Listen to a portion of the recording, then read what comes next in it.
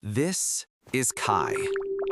Like many of us, Kai exists in a world of choices. What to wear, where to go, and, most frequently, what to eat. Right now, he's just taken the last bite of his dinner, a simple, nourishing meal. As he sets down his fork, a quiet sense of finality settles in. This wasn't just any meal. It was a threshold. For the next several hours, Kai has decided not to eat. He's beginning a fast. Why? The reasons are as varied as we are. For some, it's about health, about giving the body a chance to rest and repair. For others, it's a spiritual practice, a way to find clarity and discipline. For Kai, it's a bit of everything. He's heard the whispers about autophagy, cellular cleaning, and improved insulin sensitivity. But more than that, he feels a pull towards reclaiming a sense of control, a desire to understand the intricate dialogue between his body and his mind. As he sips his water, a mix of emotions swirls within him. There's a quiet determination, but also a tiny flicker of apprehension. The what-ifs begin to surface. What if I get hungry? What if I feel weak? What if I can't do it? This is the moment of commitment, the silent promise he makes to himself. The journey of fasting doesn't begin with the first pang of hunger. It begins right here, in this peaceful, contemplative moment after the last bite. The clock starts now. The first 10 minutes. On the outside, nothing has changed. Kai is cleaning his plate, maybe humming a little tune. He feels full, content. The world is calm. But inside his body, a magnificent and complex operation has just commenced. This is the postprandial state, a scientific term for the period after a meal. As soon as that last bite of food entered his digestive system, his body's intricate network of sensors sent out an alert: nutrients incoming. The carbohydrates from his meal are being broken down into their simplest form, glucose. Think of glucose as the body's primary, preferred source of quick energy. It's like premium gasoline for your cells. This glucose begins to enter his bloodstream, causing his blood sugar levels to gently rise. This is not a cause for alarm. It's a perfectly normal, healthy response to eating. His body has been expertly designed for this very process. Kai feels a sense of satisfaction, a warm, pleasant fullness. This feeling is a direct result of his digestive system signaling to his brain that it has received what it needs. There is no hunger, only a feeling of being nourished and cared for. In these initial moments, his body is in what we can call storage mode. It's taking the abundant energy from the meal and preparing to distribute it and store the excess for later. It's an act of beautiful biological prudence. As we move into the next 10 minutes, the real superstar of the post-meal show takes the stage: insulin. When Kai's pancreas detected the rise in blood glucose, it began to release this powerful hormone into his bloodstream. If glucose is the fuel, insulin is the key. Imagine every cell in Kai's body, his muscle cells, his fat cells, even his brain cells, as a tiny house with a locked door. These cells are hungry for the glucose circulating in the blood, but they can't access it on their own.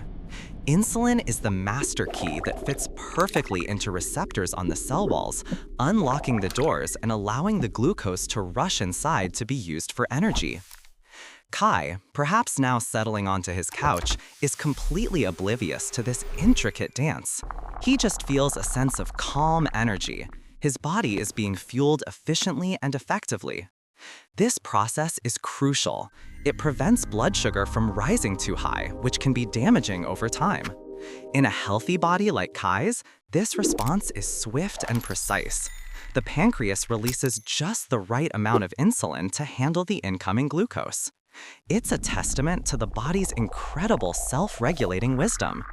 This is not a state of stress, but a state of harmonious activity.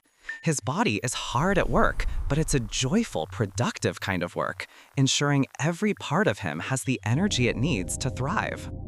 Kai's cells have now taken in the glucose they need for their immediate energy requirements. But what about the rest? His meal provided more fuel than was needed for him to simply sit and relax. Does this excess glucose just float around? Absolutely not. The body is far too resourceful for that. This is where the concept of storage comes in. Think of Kai's body having a short-term energy pantry. The excess glucose molecules are now being linked together by insulin into long chains, forming a substance called glycogen. This process is called glycogenolysis. The two main storage locations for glycogen are the liver and the muscles. His liver is like a central community pantry, storing glycogen that can be released back into the bloodstream to maintain stable blood sugar levels for the entire body, especially the brain. His muscles, on the other hand, have their own private pantries. The glycogen stored in Kai's muscles is reserved for their own use, ready to be called upon for physical activity. Right now, as Kai is resting, these stores are being diligently filled. It's like stocking up the cupboards before a storm. He doesn't feel this process, of course. He might just feel a comfortable sense of heaviness or deeper relaxation. His body is securing its energy reserves, ensuring that it will have a ready supply of fuel for the hours to come. This is the foundation that makes fasting possible and safe.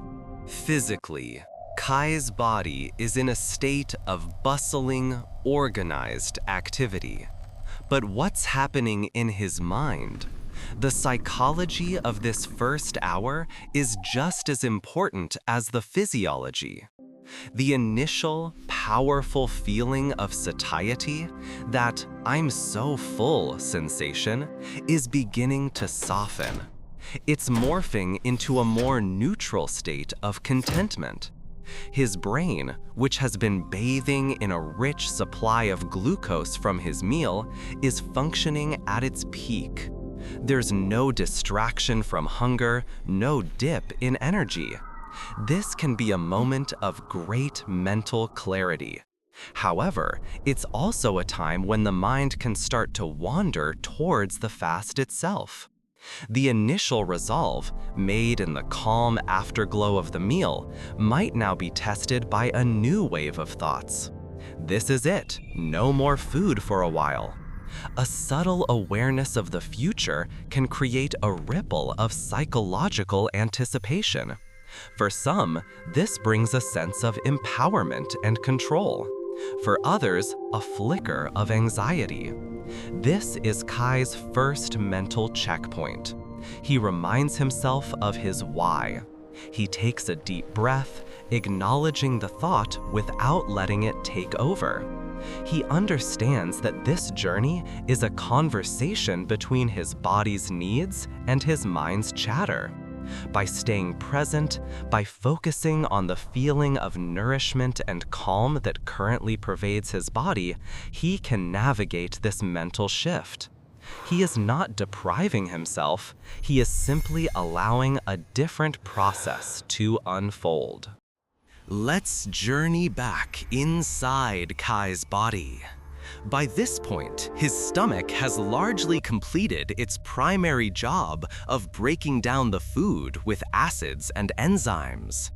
The resulting mixture, called chyme, has been gradually released into the small intestine, which is now the main theater of operations.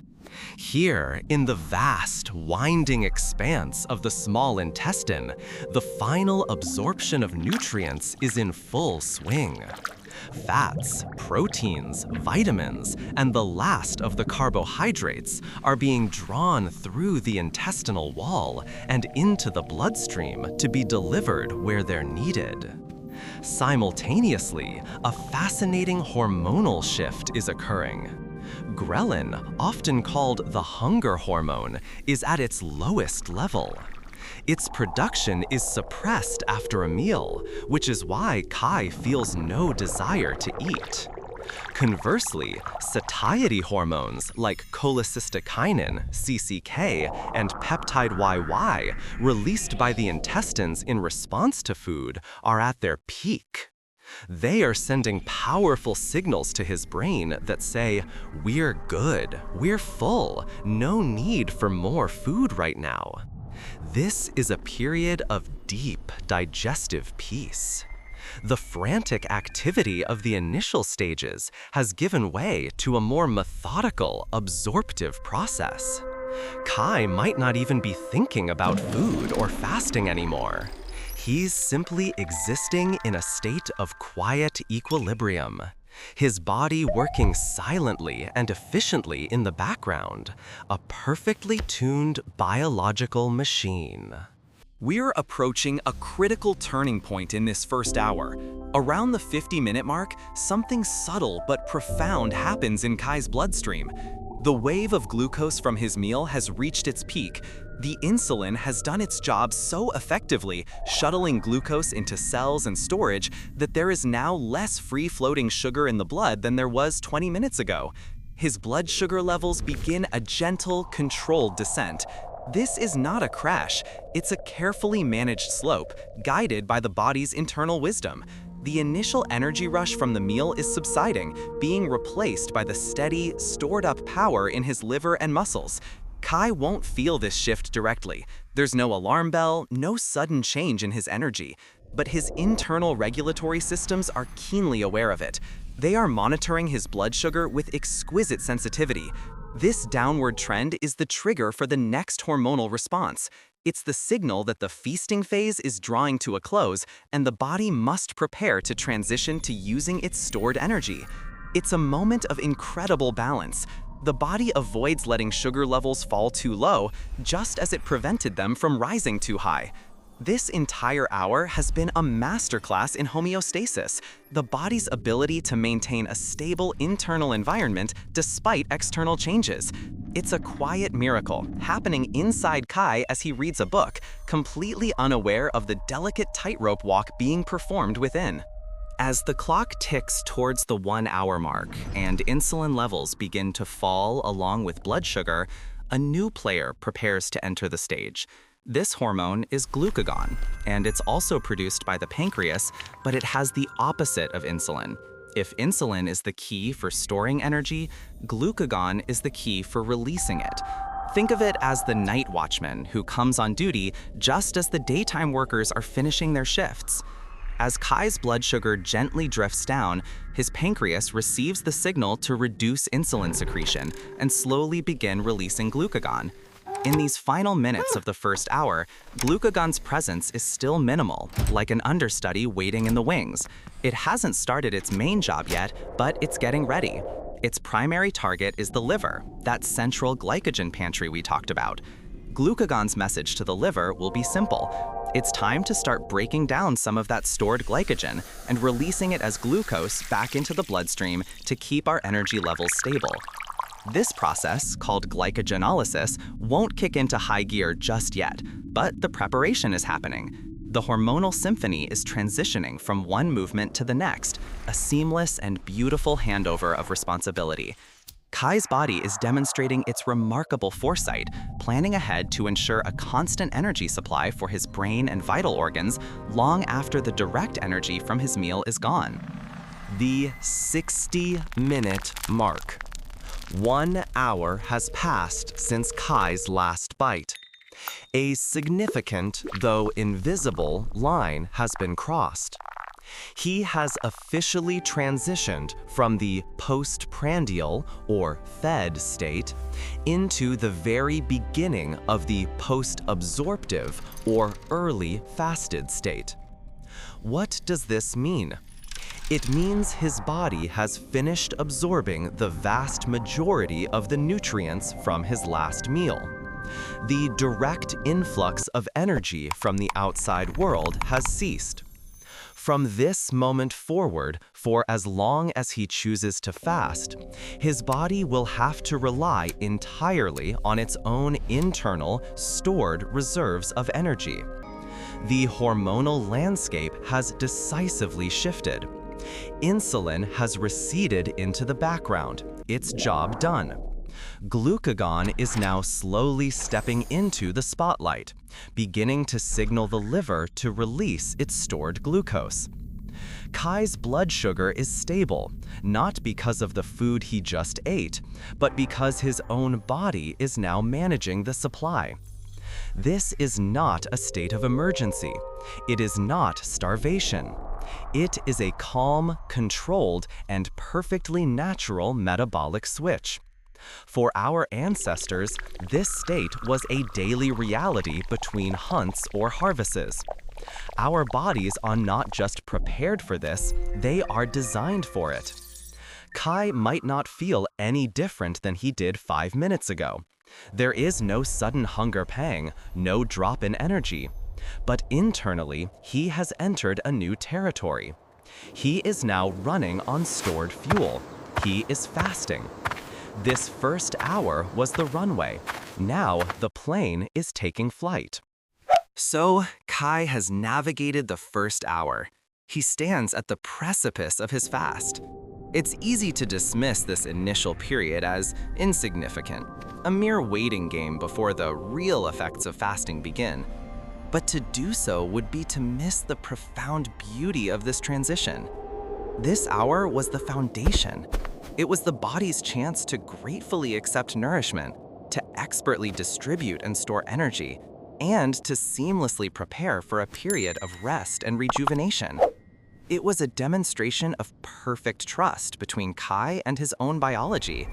He provided the fuel, and his body used it with incredible wisdom. The journey ahead will bring new sensations and new metabolic shifts. In the coming hours, as the liver's glycogen stores are gradually depleted, the body will begin to look for alternative fuel sources, leading to the production of ketones, a process many people who fast are seeking. The whispers of autophagy, that cellular spring cleaning, will begin to get louder. But none of that can happen without this first hour. This was the hour of peace, of preparation, of setting the stage for deeper work. For Kai, and for anyone embarking on this path, it's a crucial reminder. Fasting is not about violent deprivation. It's about a gentle, rhythmic dance between feeding and resting. It's about honoring the body's innate intelligence. As Kai settles in for the evening, a sense of peace washes over him. He did not just stop eating for an hour. He bore witness to a quiet internal miracle of regulation and grace. And the journey has only just begun.